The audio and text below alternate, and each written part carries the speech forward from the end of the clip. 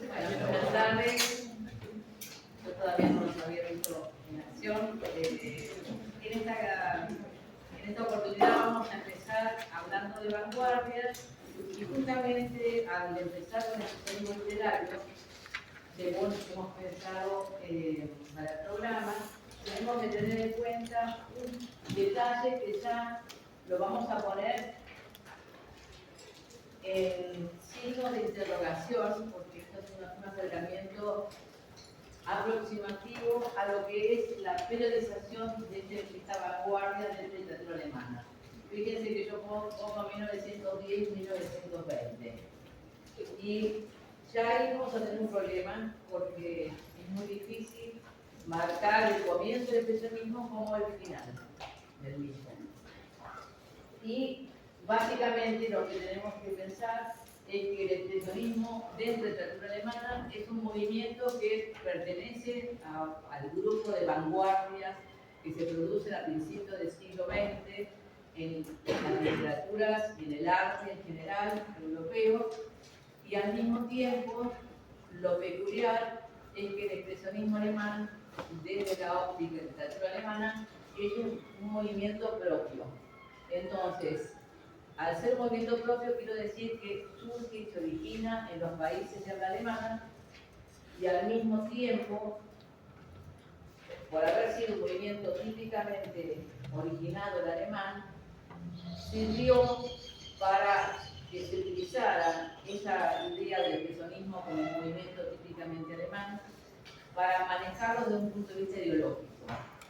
O sea, en la década del 20, cuando se comienza a reflexionar acerca de qué es lo típicamente alemán, desde la estética, una estética orientada hacia la derecha, previa al nacionalsocialismo, se lo considera un movimiento auténticamente alemán que refleja el espíritu alemán como el gótico. Entonces, ahí ya comenzamos por implicaciones ideológicas mucho más complicadas de lo que puede ser hablar de vanguardias que son en toda Europa. Porque de alguna manera la visión o la óptica de cual se enfoca el expresionismo alemán tiene que ver con una voluntad de encontrar cuál es el arte definitivamente alemán. De esa manera, el expresionismo en esta década del 20 que estoy hablando, que es la época de la República de Weimar, donde hay luchas ideológicas, lo tenemos, esa visión del expresionismo como un movimiento típicamente alemán, que refleja el alma alemana, el espíritu alemán, lo tenemos que poner muy entre comillas y prestar atención a si podemos definir el expresionismo sacado de ese contexto ideológico en el que el movimiento se lo utiliza para hablar loas acerca del espíritu alemán o hablar en contra del espíritu alemán. O sea, es un movimiento muy complicado para poder encasillarlo en una serie de peculiaridades y decir, bueno, es esto, y es como encontrar una especie de horma o de modelo, encaja en estas pautas que estamos de expresionismo, que es expresionista o no lo es. ¿Por qué? Porque en realidad, ustedes ya lo habrán visto en otras literaturas, se habla de escuelas, de movimientos. Normalmente cuando hablamos de un movimiento literario de vanguardia pensamos que hay algo que los nuclea, un manifiesto, una voz que los guía a todos, y en el expresionismo eso no se da. O sea, vamos a tener, ya nomás en el título, dos cuestiones específicas. Primero, el plantearnos si el expresionismo es realmente propio, original de la literatura alemana, y el segundo problema es si el expresionismo corresponde a este corte periódico que en las historias de literatura se los da como algo ya sabido y presupuesto. O sea, hay dos problemas acerca de esto. Bien, vamos a hablar de las características básicas del expresionismo, apuntando más que nada a que nosotros vamos a ver el expresionismo literario y no el expresionismo histórico. Justamente, una de las características del expresionismo, como toda vanguardia, es que es un movimiento que surge primeramente en el arte y luego en la literatura. O sea, el término expresionismo se utiliza por primera vez para pintores Y ese término pasa o muda a la literatura como un término que caracteriza este movimiento. El eje de todo ello, y les digo desde siempre, estamos hablando en función de hablar del expresionismo es en el teatro, porque vamos a ver Georg Kaiser, y a su vez vamos a ver el expresionismo por ahí reflejado en la lírica. El movimiento en sí, el expresionismo, tiene en la literatura tiene dos fuertes manifestaciones, la poesía y el teatro. Y prácticamente no hay narrativa expresionista. Si hay alguna narrativa expresionista, es muy posterior y en realidad corresponde al otro movimiento que va a surgir después del expresionismo, que se llama nueva objetividad, y no es Kaiser. Entonces, ahí tenemos que ver que si elegimos literatura alemana para hablar de expresionismo, nos vamos a apoyar más que nada en lírica, en poesía o en teatro. Considerando que teatro... Estoy dando una charla, perdóname. Considerando que algo que en Europa ya no se considera, que el teatro es una ciencia aparte y no es parte de la literatura. O sea, en los programas de literaturas europeas, el teatro es una carrera aparte y no se lo considera un manifiesto literario. Nosotros somos más generosos, somos más retro y consideramos que el teatro pertenece a la literatura. No sé si esto lo han visto como un conflicto, pero en general el que estudia el ámbito alemán estudia Theaterwissenschaft, ciencias del teatro, y es otra literatura aparte de lo que puede ser Germanistik, que sería el estudio de la literatura y lengua alemana. Ya se mudaron a su campo. Nosotros obviamos eso y seguimos pensando que el teatro es una manifestación literaria, por lo menos la obra escrita. Bien, lo más importante para hablar de qué es la imagen del hombre, eso es el eje por el cual podemos descubrir si una obra es expresionista o no. ¿Por qué la imagen del hombre? Hay, a comienzos del siglo XX, síntomas que se manifiestan grupalmente. Uno es la insatisfacción, la inseguridad, la falta de felicidad. Es una generación rota. ¿Rota por quién y por qué? Se dice siempre que hay tres grandes motivos para el sufrimiento de las vanguardias. Por el lado de la filosofía, es la muerte de Dios que inaugura Nietzsche. El quitar el contexto religioso en el pensamiento filosófico implica pedir o reclamar que el universo humano se tiene que armar sobre otras categorías que no sean las religiosas. Entonces la muerte de Dios es que se desaparece en este hombre moderno la idea de que Dios es un creador y que el universo tiene sentido porque hay una creación divina detrás de esto. Esa imagen la rompe Nietzsche anunciando la muerte de Dios. Por otro lado, Darwin, ya en el siglo XIX, nos termina de decir que el hombre no es la cumbre de la creación, sino que simplemente es un descendiente del mono. Esa idea de desplazar la figura del hombre como culminación de la creación divina a convertirse en un pariente del mono fue un gran choque para la cultura europea. Y el tercer eje, o sea, tenemos Nietzsche, Darwin, y el tercer eje es Freud. Porque Freud que anuncia que el hombre tiene en su conducta hay una gran carga del inconsciente. Y ese inconsciente domina toda nuestra racionalidad. Entonces, si hay algo que en la cultura europea, sobre todo en la alemana, era muy importante, era pensar que en el ser humano el eje que organizaba todo nuestro espíritu era la razón. Y la razón era lo que daba luz y regía todas nuestras capacidades intelectuales. Desde el momento que aparece el subconsciente, la razón deja de ser la luz que nos guía a nosotros como seres humanos y terminamos pensando que dentro de nosotros vive otra entidad, el subconsciente, que nos domina y que a su vez nos hace quebrar en nuestra racionalidad. Entonces, esas tres cosas, la muerte de Dios, el hecho de que no somos la corona de la creación, sino que somos simplemente un producto de evolución de los signos, y por otro lado, la idea de inconsciente, resquebrajan una cosmovisión tranquila. Entonces hay un estado dubitativo, hay una permanente puesta a duda de todo lo que puede ocurrir.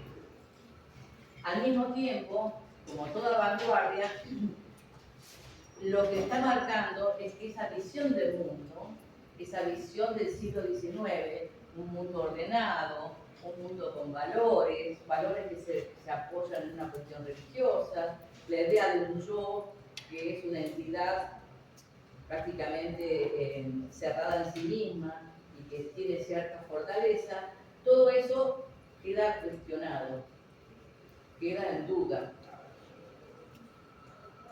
A su vez, ¿cuál es la consecuencia? Es que el hombre prácticamente pasa de ser el eje de la creación a ser un individuo que no encuentra su ubicación en el mundo.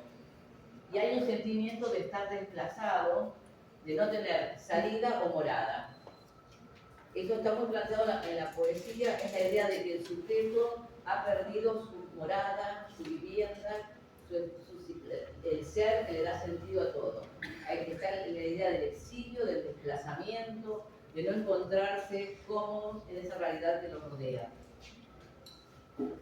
Entonces, esto también lo puedo explicar filosóficamente, pero a su vez tengo que pensar que esas reflexiones que surgen en las vanguardias acerca del hombre que no encuentra su morada, el hombre que no está cómodo en el medio que vive y demás, también tienen que, no solamente tienen una explicación filosófica, sino que tienen una explicación histórico-social.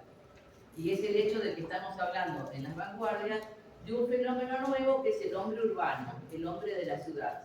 Ese hombre de la ciudad pierde la relación con la naturaleza y a su vez trata de adaptarse a un modo de vida que hasta el siglo anterior no era común, que era vivir en una ciudad. ¿Y la ciudad qué implica? Implica que hay una distinta relación laboral, implica que su hogar no coincide con su lugar de trabajo, hay un desplazamiento de las zonas rurales a las ciudades, y esa idea de pertenencia a un terruño, a un hogar, a una granja, donde yo reúno hogar y familia, se deshace, y ese individuo, que es un individuo típicamente urbano, se encuentra en la ciudad, pero está perdido, porque ha perdido sus vínculos básicos con la naturaleza, con su terruño, con su hogar, con sus relaciones familiares.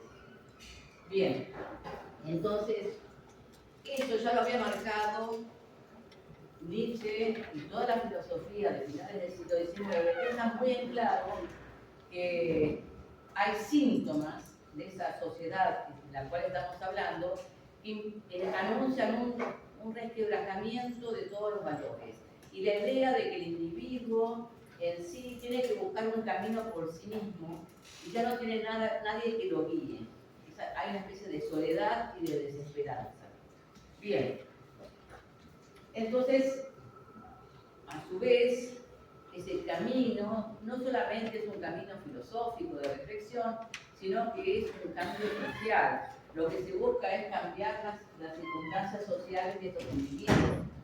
Porque cuando hablamos justamente de esa sociedad urbana que ha surgido a partir del fenómeno del desarrollo industrial, y es un desarrollo industrial que, por supuesto, no se produjo tan rápido como se produjo, o intensamente como se produce en Inglaterra.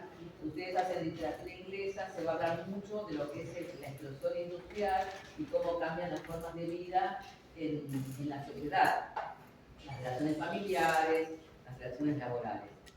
En Alemania el proceso industrial fue lento, y fue a su vez lento, pero cuando comenzó muy abruptamente.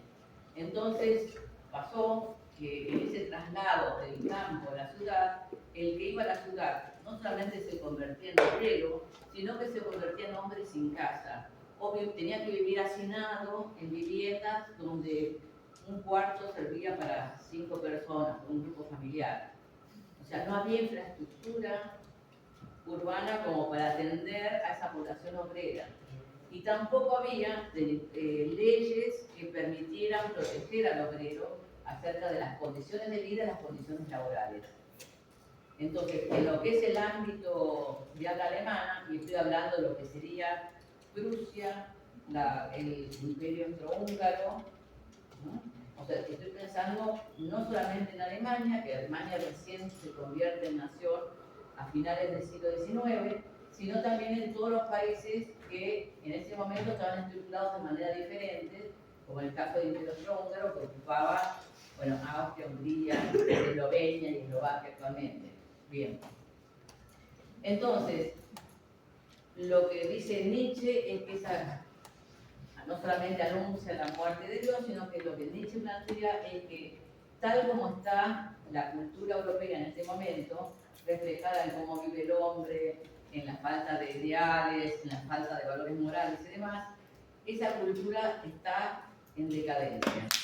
Esa decadencia lo que implica es que el individuo joven que está alcanzado por ese pensamiento, tiene que apuntar a un cambio social. O sea, él tiene que ser el mensajero de un cambio. ¿Ese cambio cuál va a ser? No me lo toca. Ese cambio va a ser cambiar algo, pero algo drásticamente. Porque una de las ideas más importantes del siglo de comienzos del XX es algo que tiene que ver con el pensamiento de Nietzsche. Perdón que lo nombre tanto, pero es muy importante para el fenómeno cultural de las vanguardias el pensamiento nietzscheano. Nietzsche decía que si el hombre tiene que superarse, no implica pensar en una evolución tranquila de ser un poco mejores en base a lo que éramos antes. Nietzsche dice, bueno, así como hay que destruir la figura de Dios, hay que destruir esta cultura para que renazca un hombre nuevo. Y ese hombre nuevo no puede salir de lo que quedó, de esa cultura que está resquebrajada. Tiene que salir así de una manera muy dialéctica, prácticamente como una superación, y ese hombre nuevo es algo que no tiene nada que ver con el pasado. Pero a su vez, ese hombre nuevo es la única salvación que tenemos para reordenarnos en nuestro universo, de la ciudad, de la fábrica y demás.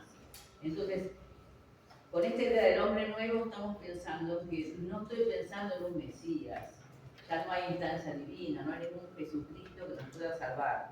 Tiene que haber un individuo que de alguna manera nos guíe hacia una reforma. Pero esa reforma implica destruir básicamente todo lo que ha quedado.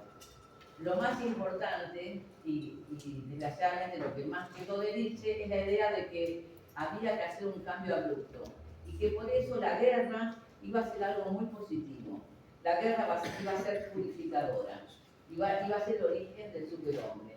Entonces ya a principios de siglo, sobre todo en el ambiente de habla alemana, había una idea de que solo una guerra podía destruir y permitir una renovación. Tenía que ser algo revolucionario. Y esto lo estoy diciendo a propósito porque si ustedes ven en la obra Gas de Georg Kaiser, también tenemos un ambiente fabril donde hay ricos y obreros sometidos, hay falsos intereses y tiene que aparecer alguien que anuncie que esa explosión va a ser algo positivo y algo bueno. De esa destrucción va a salir un hombre nuevo. Por eso es tan importante esa obra de teatro, ¿no? Porque está enfocando todos estos problemas. Y acá puse este texto, esta ilustración, y esto es muy interesante porque si bien esta obra no corresponde al expresionismo alemán, porque es de un pintor noruego, Edvard Munch, se llama El Grito. Y en El Grito está, digamos, concentrado muchos de los ideales. Primero, lo que ven en la cara es la desesperación. Pero esa desesperación que está en primer plano tiene que ver con una perspectiva que es totalmente, no responde a los ejes naturales de un cuarto. Esta perspectiva es centrífuga. son líneas que se van del centro hacia afuera. Piensen en el lavarropas para saber lo que es centrífugo y centrípeto. Bueno, normalmente en un cuadro tiene que haber un equilibrio entre la figura que es la que marca el punto de apreciación, y esta figura lo que marca es el primer plano, la desesperación, y atrás la naturaleza está totalmente desdibujada. O sea, yo puedo adivinar que hay elementos naturales, pero llego a ver un árbol, llego a ver agua. ¿Ustedes qué ven detrás de la figura del grito? Es que está como el puente que hace una fuga hacia un lado y todo lo otro está como en un movimiento circular hacia el otro sentido. Y sobre todo esto es una marca muy importante de que el individuo está solo, está en un estado de desesperación, y fíjense que las únicas figuras humanas que existen están como de espaldas, son casi sombras, y están totalmente alejadas de esa figura principal. Por eso el grito es tan importante. Porque yo puedo decir cualquier cosa de este cuadro, y de hecho está permitido, pero si algo no puedo decir es que transmite alegría, transmite valores morales, transmite una presencia divina, una fe religiosa. Básicamente lo que este cuadro transmite es el vacío, esta desesperación por no encontrar un orden en el mundo que percibimos. A mí siempre me parece algo perturbador. Bueno, esa era la idea, de que te perturben. O sea, el mensaje del cuadro tiene que ser eso, es perturbador, porque hay desesperación. Pero la desesperación, lo que quiero decir es que la desesperación no solamente está en el rostro, sino en los elementos que rodean el cuadro. Está especialmente planteado esto, este movimiento de fuga, las distintas perspectivas. Yo no sé arte, lo que digo es solamente interpretativo desde la literatura.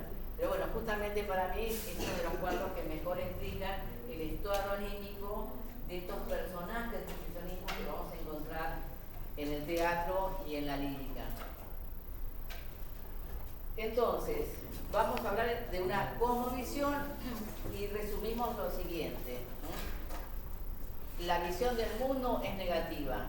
¿Por qué? Porque falta un Dios, una presencia divina que nos organice. A su vez, hay un sentimiento que es el de decadencia, el de ruptura, y es la idea de que van a ocurrir grandes cataclismos. Hay una gran presencia de ciudades en ruinas, de campos de guerra, de desastres naturales donde la humanidad queda destruida. Eso se va a ver mucho en la lírica y también en el teatro, la idea de que solamente una catástrofe permitiría el surgimiento de un hombre nuevo. Solas Mengas, que es una trilogía, lo más importante es que esa fábrica que explota implica un nuevo surgimiento, un nuevo orden de la humanidad, que finalmente no funciona, pero bueno, más allá de eso. Bien, entonces, esto es lo importante, el sentimiento de apocalipsis, la conciencia de un fin de época, y esa visión del fin del mundo corresponde también a algo muy importante, y es que casi todos los expresionistas, y digo casi todos porque no todos lo eran muy jóvenes. Entonces muchas veces se habla del expresionismo como un movimiento de jóvenes que en realidad se rebelan contra los padres. O sea, está muy pensado, y más o menos sí puede ser, pero no siempre, que en general lo que vemos, que es lo que ustedes están viendo en el despertar de Primavera, que no es expresionista, pero tiene muchos elementos, es que los jóvenes consideran a sus padres y a sus educadores como reflejo de una sociedad en total descalabro, en total crisis. Entonces se rebelan contra los padres, pero de alguna manera la figura del padre es la figura del padre como Estado, el padre como religión, el padre como valores éticos. Esta relación conflictiva de padres e hijos tiene que ver con eso, con una generación joven que se quiere imponer y quiere romper lazos con las generaciones anteriores, porque consideran que esas generaciones anteriores no tienen nada que decir y que están haciendo todo mal. pero sería muy empobrecedor enfocar el expresionismo como si fuese una manifestación adolescente o solamente como una generación que se revela contra las anteriores. Hay mucho para analizar. Bien. Y otro gran tema que está muy presente es que, por un lado, el expresionismo tiene que sobrevivir al desarrollo industrial.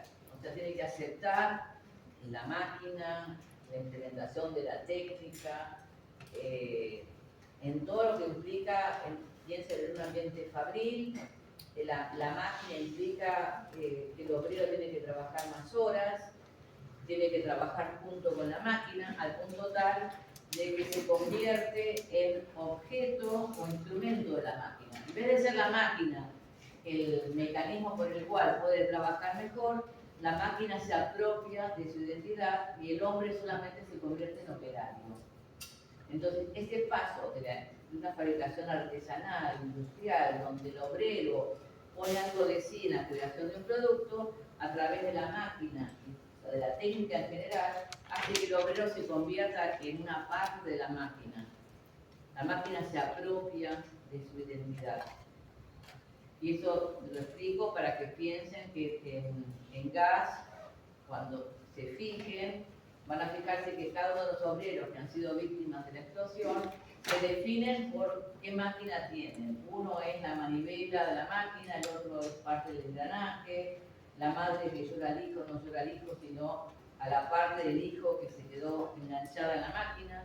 O sea, esa idea de que hay que tratar de recuperar al individuo y alejarlo de ese concepto de el hombre atento a este desarrollo. O sea, por un lado, están fascinados por el desarrollo industrial y tecnológico y por otro lado, sienten que de alguna manera ese desarrollo que aparentemente promete un progreso indefinido hacia una mejor sociedad, es falso.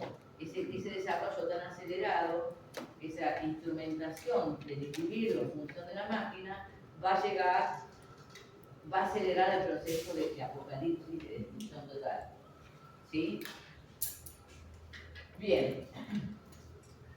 Entonces, ¿qué vamos a anhelar? O sea, esta generación que está en crisis con lo que tiene, que está en crisis con sí mismo, con lo que ve, con sus congéneros, ¿qué es lo que va a pedir? Va a pedir una nueva forma de vida. De nuevo, esto es nuevo para una vanguardia. Lógico que todos queremos, como generación de vanguardia, artística o no artística, queremos una nueva forma de vida.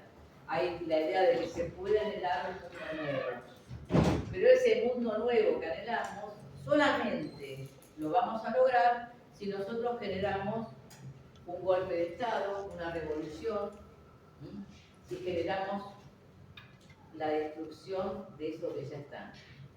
Y ese es el punto culminante y es muy importante porque esta generación de los expresionistas tuvieron que vivir el ambiente prebélico previo a la Primera Guerra Mundial. La Primera Guerra Mundial comienza en 1914, ¿no? Termina en 1918. Esa Primera Guerra, que ahora está muy de moda porque acaba de ganar el Oscar la película Sin Novedad al Frente, así que si quieren ver un poco la visión de una novela que originalmente es de la década del 20, de Erich Maria Remarque, Sin Novedad al Frente, ahí van a ver esa guerra que los franceses le llamaron la Gran Guerra, una guerra querida, con un cierto optimismo de que era una guerra que iba a purificar y a subsanar todas las fases de la sociedad. Esa guerra estuvo alentada por la misma sociedad que la promovía, incluso muchos escritores e intelectuales hablaron a favor de la guerra. O sea, créanse o no, la gente fue a la Primera Guerra Mundial contenta y feliz y convencido de que iba a ser algo bueno, cosa que no pasó en la Segunda Guerra Mundial. Bueno, depende de quién lo veamos, pero de todas maneras, en general, salvo la Segunda Guerra Mundial, había pasado poco de la Primera, no había tanto optimismo. A la Primera Guerra Mundial la gente fue feliz y en general se alistó feliz de poder participar para luchar. Perfecto desde el punto de vista de que la guerra es una transformación, es algo positivo, y sobre todo porque la idea de que en esa guerra se iban a eliminar fuerzas negativas de la sociedad. O sea, la sociedad iba a renacer de esa guerra más purificada y perfeccionada como para mejorarla. Bien, entonces hay como un compromiso, hay una voluntad, no solamente de alistarse en el ejército, pero de querer actuar, de querer hacer cosas, de generar algún cambio. Y ese cambio lo tenemos que ver básicamente como una forma de liberarnos del orden burgués. ¿Y ese orden burgués qué es? Lo que ven en Despertar de Primavera. El orden burgués de una familia que no comprende a los jóvenes, de un orden que es un orden establecido que solamente está en los papeles, los alumnos en relación de dependencia con los docentes no se sienten comprendidos, son prácticamente marginados. O sea, ese orden es parte de la burguesía, de cómo la madre educa a la hija, de qué se espera de un hijo varón, los docentes que no quieren tener problemas, solamente piensan siempre mal de los otros. Ese orden burgués que se refleja en los sistemas de educación, en las formas de vida sociales, eso se tiene que destruir. Y es donde un punto que me detengo, porque el expresionismo en sí, como vanguardia, al agrupar todos los ejemplares que podemos ver de poetas, pintores, de dramaturgos y demás, lo que podemos decir es que ellos en realidad no tienen una línea política. Es un movimiento que surge como no apolítico, pero que se permitía a cada uno tener su orientación política. En general era demasiado idealista como para unirse a un pensamiento, a una práctica ideológica de izquierda o de derecha. Al comienzo, pero ¿qué pasa? Que no solamente ocurre en el ámbito europeo la Primera Guerra Mundial, sino que también está la introducción y la militancia del socialismo, del Partido Comunista. Piensen que la Revolución Rusa ocurre en el interior de la Primera y Segunda Guerra Mundial. En ese momento, pasada la Primera Guerra Mundial, estoy hablando de 1918, el expresionismo evoluciona hacia búsquedas políticas, ideológicas para su ideal. Y ahí vamos a tener expresionistas que van a militar en el Partido Comunista, expresionistas que van a militar en el socialismo y expresionistas que van a militar en el nacionalsocialismo. O sea, algunos se van a ir a la extrema izquierda, otros se van a ir a la extrema derecha y otros se van a quedar medio en el centro. Y ahí hay una cuestión muy loca, y es que el expresionismo en general en realidad muere con la Primera Guerra Mundial. Muere de hecho porque muchos de los poetas expresionistas mueren durante la guerra, como soldados. Y al mismo tiempo muere porque esa gente que salió de la Primera Guerra Mundial ya no piensa como antes pensaba, antes de la Primera Guerra. La brutalidad de la Primera Guerra Mundial, la matanza, el hambre, la desilusión sobre el ejército, sobre el sentido de la lucha, hace que cuando vuelvan de la guerra van a ser expresionistas, pero van a buscar otro camino. Porque casi ninguno de los ideales que ellos tenían de antes de la guerra se conservan.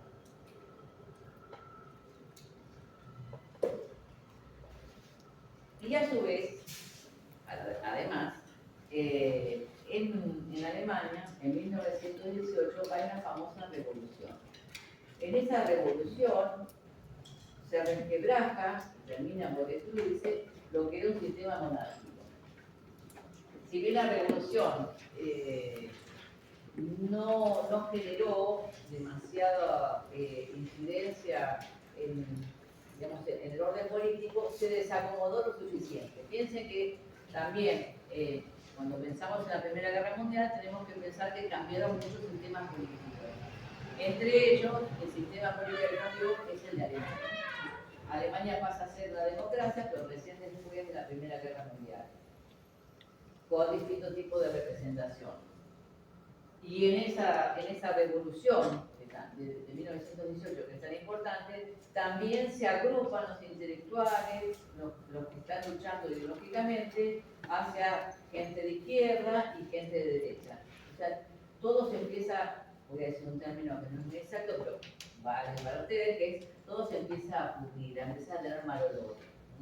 Entonces se contaminan las ideas, el ideal, lo que era también quizás muy demasiado idealista, ese pensamiento se contamina de intereses políticos. Y ahí comienza un fenómeno diferente que también podemos decir, bueno, simplemente decir, ese yo sin fronteras, esa idea de que el hombre nuevo está liberado de cadenas sociales, la idea de ser libre por la guerra, o tras la guerra, la idea de que la guerra transforma, todo eso termina siendo una gran mentira para ellos. Entonces hay una gran decepción. Y esa decepción los lleva a abandonar el expresionismo y a buscar otro camino que va a ser otro movimiento.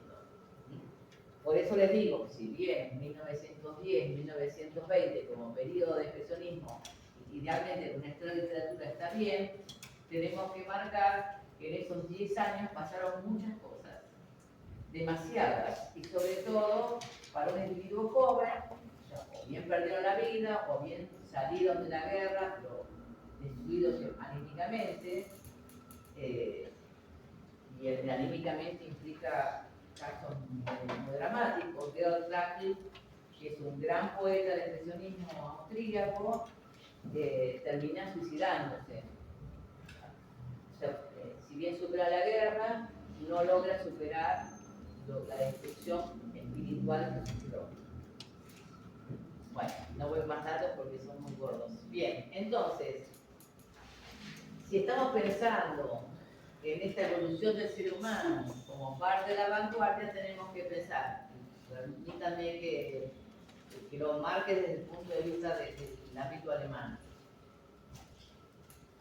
El primer indicio de que una sociedad se tiene que reformar y que el individuo tiene que ser el eje de esta nueva renovación es la Revolución Francesa. ¿Sí? Bien. La Revolución Francesa fue para los intelectuales un cambio muy importante. Siempre se dice que en el ámbito de habla alemana no hubo una revolución como la francesa en los estamentos políticos y sociales, pero sí esa Revolución Francesa se generó en las ideas.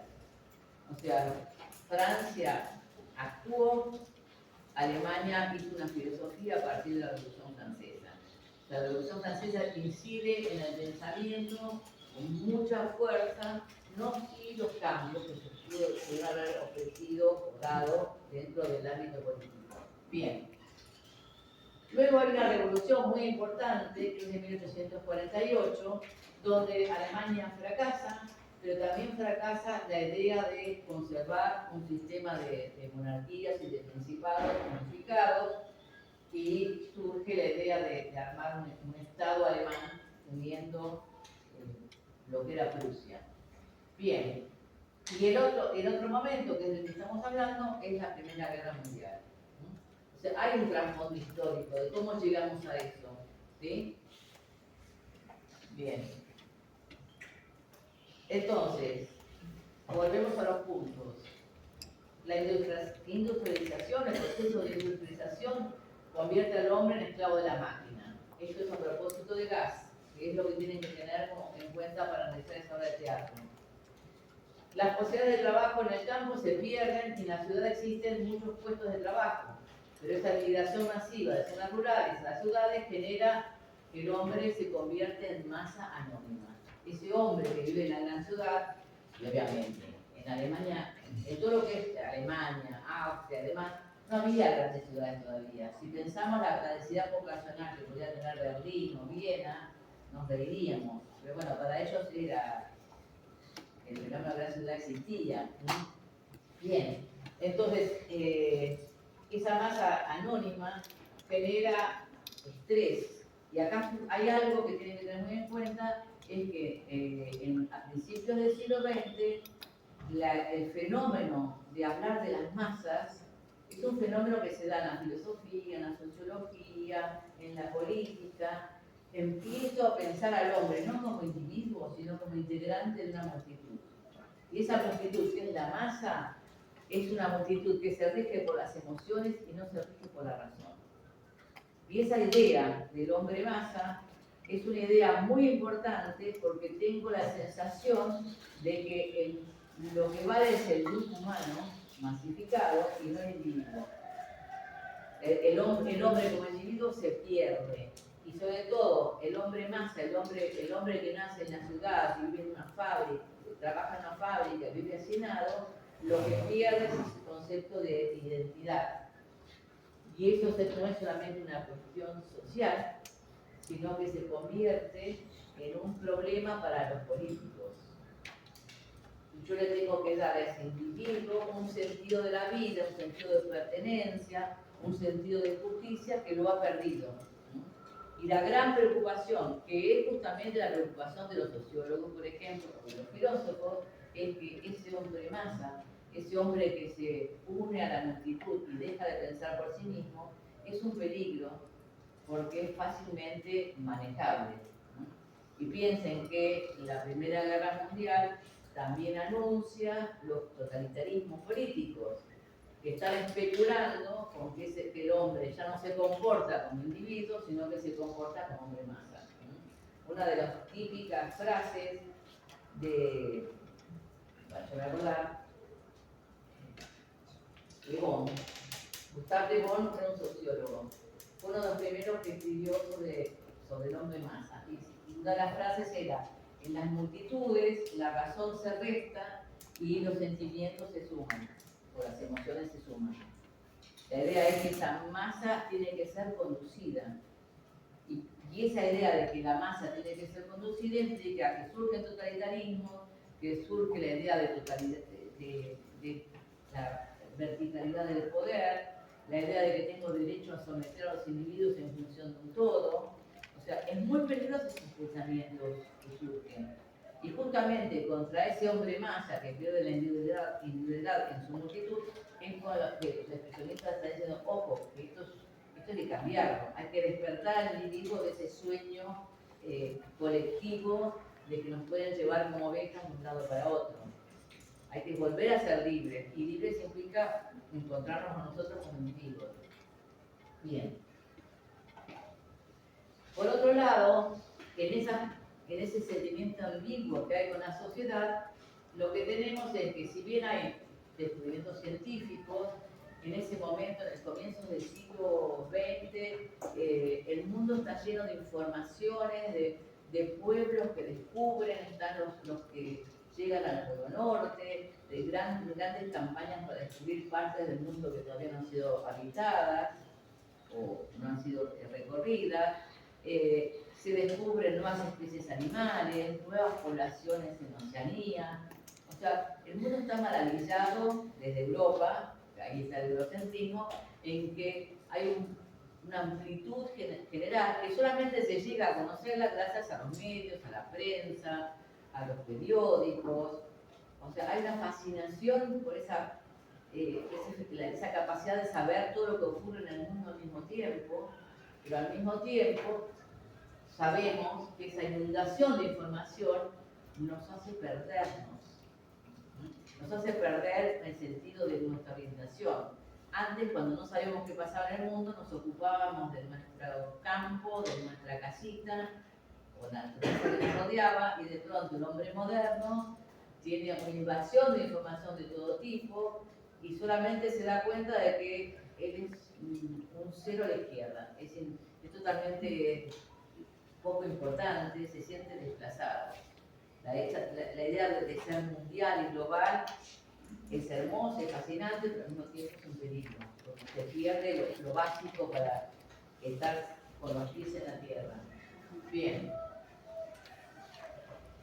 Esto es un galope muy intenso de lo que puede ser el expresionismo. Les puedo seguir hablando un montón, pero igual lo básico ya está. Cuando volvamos a ver, por ejemplo, la nueva objetividad, que es el próximo teórico, lo que vamos a ver es qué pasó con el expresionismo. Pero para eso tenemos que ver cómo se manifiesta todo esto que yo les he explicado dentro de la literatura.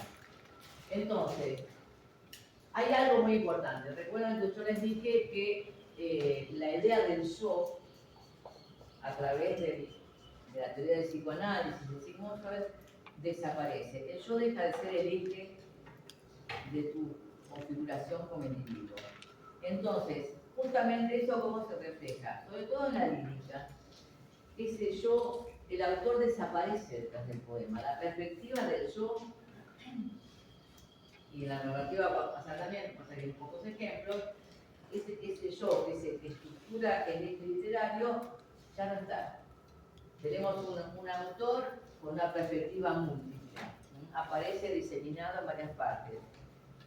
Esa pérdida del yo también implica que hay un desplazamiento en la lectura de lo que es la esencia de lo lírico. La poesía expresionista deja de atender a cuestiones convencionales porque justamente la voz lírica, la voz del poeta, desaparece como voz propia y aparece articulada en otros elementos, en otros individuos, en otros personajes, en otras partes de la poesía. A su vez, hay una poesía política, y esa poesía política está más comprometida, está reclamando algo, y también lo vamos a ver en el teatro. Es un teatro que está dando un mensaje en claro, y ese mensaje es que hay una convivencia que es típica de un orden burgués, donde lo banal, lo poco interesante, lo superfluo, está conviviendo con las catástrofes. Y de alguna manera, esa cosa hueca, que es, por ejemplo, el hijo del millonario, en Gas, que es el dueño de la fábrica, esa falta de profundidad, que la da de riqueza, el haber sido una persona ubicada materialmente muy bien, no le permite ver la catástrofe que está generando. Y al mismo tiempo, así como se rechaza la técnica en la fábrica, el expresionismo va a rechazar toda técnica poética para conformar el poema, o va a rechazar formas tradicionales del teatro, y la técnica teatral va a estar reformada, pero justamente por esa necesidad de hacer algo totalmente diferente. Yo estoy tratando de romper los límites de la poesía, estoy tratando de romper los límites del teatro. Es vanguardia, y toda vanguardia implica romper todo lo que se pueda. Estirar la situación al punto tal que ya la novela no es novela, ya la poesía no es poesía, ya el teatro no es teatro. Y eso es algo que genera como vanguardia sus críticas, porque lo que vamos a ver es que en ese plantear una revolución, una renovación de los géneros, van a llevar el género casi al borde de su aniquilación. Entonces, si es poesía, no va a haber rima, no se van a respetar las formas tradicionales de las estrofas. Si es teatro, el lenguaje teatral va a ser totalmente diferente, poco convencional, crítico. O sea, vamos a tener cambios que son técnicos y que yo los puedo evaluar, pero siempre tenemos que pensar por qué son esas propuestas. Y básicamente, por eso se usa la palabra expresionismo. Si hay algo que yo renuncio, es a reflejar la realidad tal como es. Yo quiero reflejar la realidad de mi subjetividad. O sea, la realidad objetiva ya no es tan importante. Me interesa esa realidad que estoy presentando. No es un realismo, es una actitud donde yo estoy proponiendo al lector o al que presenta, el que me escucha en un poema o el que está presente en obra de teatro, le estoy diciendo esto que yo estoy mostrando es mi subjetividad, fruto de mi subjetividad. Cualquier hecho que tenga que ver con la realidad no importa, no es relevante. Porque eso implica pensar que me estoy despegando de los movimientos realistas del siglo XIX. Ojo con eso, porque ahí tienen que pensar que ahí en eso también está parte de la revolución. Bien.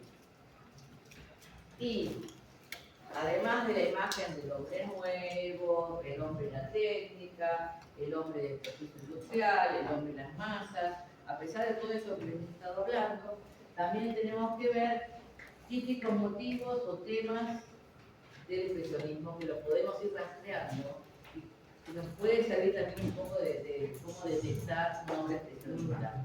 Uno de ellos es la gran ciudad, el otro es la técnica, sobre todo el desarrollo industrial acelerado, por eso siempre nos interesa mostrar la trilogía Gas de Georg Kaiser, o marcar, por ejemplo, todas las veces que en la lírica expresionista aparece la ciudad, aparecen los científicos, aparece el auto, aparece la luz, o sea, todo lo que implica progreso material que a su vez es destrucción.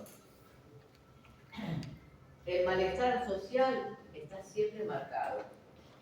En el teatro es más fácil de verlo, en lírica cuesta un poco más de darse cuenta, y básicamente en todos los géneros lo que vamos a ver es esa caída de la imagen del mundo, el mundo de los valores, el mundo del yo. Eso desaparece.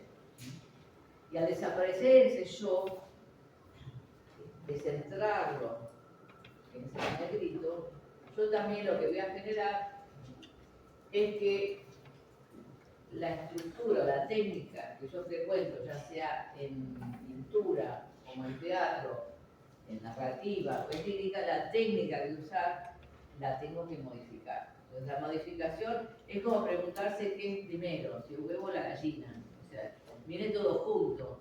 Las vacuolas son complicadas porque yo puedo acceder a citarlas desde todos los ángulos que puedo querer, ¿no? Desde la historia, la sociología, la política, la filosofía, la antropología, la sociología, perfecto. Pero todo eso lo tengo que unificar en un estado de ánimo, en una situación que da cuenta de por qué llego a estos cambios. Después, el gran motivo, que es el de la guerra, sobre todo cuando tengo poetas líricos o dramaturgos que cuentan su experiencia en la guerra a través de su creación. Y en esa guerra, en las veces que hemos dado lírica, trabajamos con ciertos poetas donde las poesías son tremebundas acerca de la guerra, y sobre todo la imagen de la guerra nunca se presenta en el campo de batalla, sino el día después de la batalla.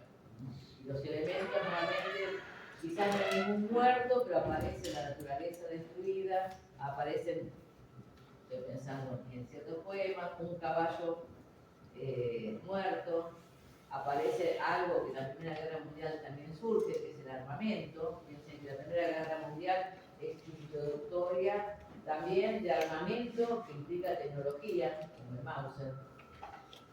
Pero no importa, eso es un agregado de gran importancia. O sea, la guerra también, esa Primera Guerra Mundial de la cual hablamos, por eso les digo que miren la película, porque lo marca muy bien.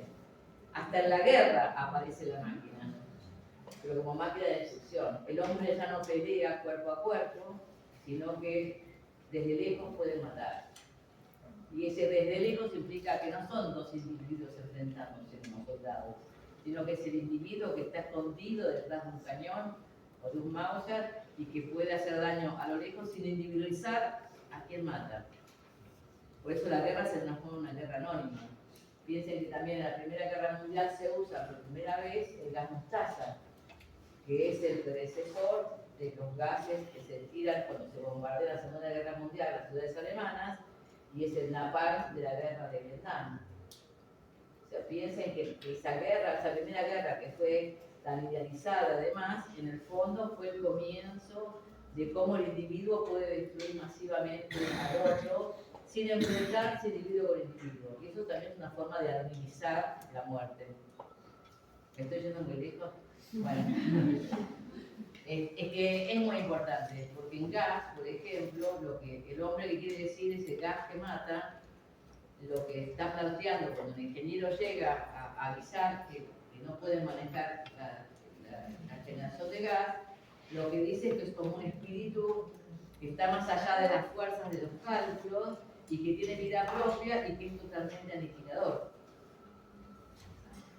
Y lo más importante es que esa obra Gas, por ejemplo, que habla de una producción de algo que es un combustible que genera energía, un progreso, que es previa a la Primera Guerra Mundial, pero también tematiza el hecho de que el hombre comienza a tener armas de destrucción masiva que antes no existían y que tampoco sabe hasta qué punto, hasta qué daño le pueden hacer. Yo no sé si saben que ese gas mostaza del que les digo genera que el individuo se queme vivo. Ese gas genera un fuego y quedas chamuscado por el efecto de gas. No sé si lo conocen, perdón que lo cuente, pero es que lo tienen que saber, porque piensen que estamos hablando de que el individuo deja de ser importante como individuo y sí como grupo. En esa guerra, la destrucción masiva también implica que el hombre es masa y no importa la vida de un individuo. Se cuentan las muertes, pero no las personas. Bueno, entonces, típicos estilos expresionistas. Las oraciones están aglutinadas sin enlaces. Aparecen oraciones muy largas, son muy cortas. Es un estilo entrecortado, interrumpido. Hay a su vez, se subjetiviza el objeto. Por ejemplo, en gas implica la máquina que genera el gas, con su manómetro, sus relojes que no andan, se convierte en un sujeto. Y a su vez el individuo, el sujeto, se objetiviza. El individuo se convierte en una parte de la máquina. Es como una especie de metonimia. Defino el individuo por la máquina que maneja, no por lo que es él. Entonces hablo de una subjetivación del objeto y una objetivación del sujeto. Y algo que también es muy importante, que en eso el expresionismo lo hereda del romanticismo, es que se representa lo feo, lo repugnante, son tanto las expresiones como la descripción de las imágenes están dentro de lo que se llama la estética de lo feo. Y esa estética de lo feo, de lo repugnante y demás, tiene que ver con otro movimiento de vanguardia que es las flores del mal en la literatura francesa. O sea, y estoy pensando que, por ejemplo, las flores del mal, dentro de la literatura francesa, también inician la descripción de lo feo, de lo marginal, de lo superfluo, de lo corrupto. Y esas flores del mal, que son de principios del siglo XX, tienen una gran lectura dentro de lo que es la literatura alemana. O sea, no es que el expresionismo haya inventado escribir lo feo repugnante. Si hay alguien que se puede decir que hay una continuidad, que es en el romanticismo tardío alemán, aparece la estética de lo feo, de lo repugnante, ¿no? Aparecen los monstruos y demás.